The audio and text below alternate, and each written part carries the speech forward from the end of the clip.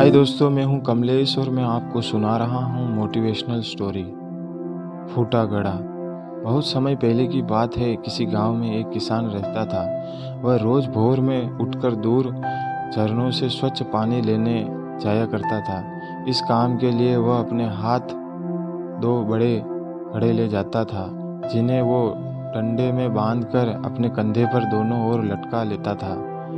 उनमें से एक घड़ा कहीं से टूटा था और दूसरा एकदम सही था।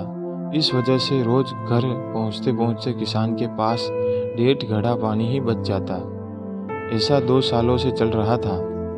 सही घड़े को इस बात का घमंड था कि वो पूरा का पूरा पानी घर पहुंचता है और उसके अंदर कोई कमी नहीं है।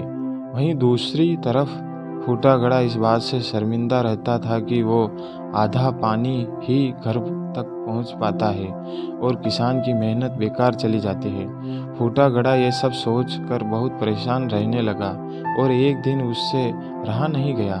उसने किसान से कहा, मैं खुद पर शर्मिंदा हूँ और आपसे क्षमा मांगना चाहता हूँ। क्यों? किसान ने पूछा। तुम किससे बात से शर्मिंदा हो?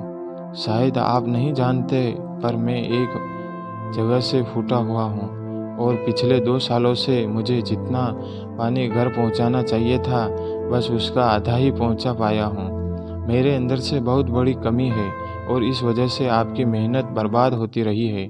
फूटे घड़े ने दुखी होते हुए कहा। किसान को घड़े की बात सुनकर थोड़ा दुख हुआ और वह बोला, कोई बात नहीं, मैं चाहता हूँ कि आज लौटते वक्त तुम रास्ते में पड़ने वाले सुंदर फूलों को देखो। घड़े ने वैसा ही किया। वह रास्ते भर सुंदर फूलों को देखता आया। ऐसा करने से उसकी उदासी कुछ दूर हुई, पर घर पहुंचते पहुंचते फिर उसके अंदर से आधा पानी गिर चुका था। वो मायूस हो गया और किसान से क्षमा मांगने लगा। किसान बोला, शायद तुमने ध्यान नहीं दिया। पूरे रास्ते में जितने भी फूल थे वो बस तुम्हारी तरह ही थे। सही घड़े की तरफ एक भी फूल नहीं था। ऐसा इसलिए क्योंकि मैं हमेशा से तुम्हारे अंदर की कमी को जानता था और मैंने उसका लाभ उठाया। मैंने तुम्हारे तरफ वाले रास्ते पर रंग बिरंगे फूलों के बीज बो दिए थे। तुम रोज थोड़ा थोड़ा करके उन्हें सींचते रहे और पूरे रास्ते को इतना खूबसूरत बना दिया। आज तुम्हारी वजह से ही मैं इन फूलों को भगवान को अर्पित कर पाता हूँ और अपना घर सुंदर बना पाता हूँ। तुम ही सोचो, अगर तुम जैसे हो वैसे ये नहीं होते तो भला क्या मैं ये सब कुछ कर पाता?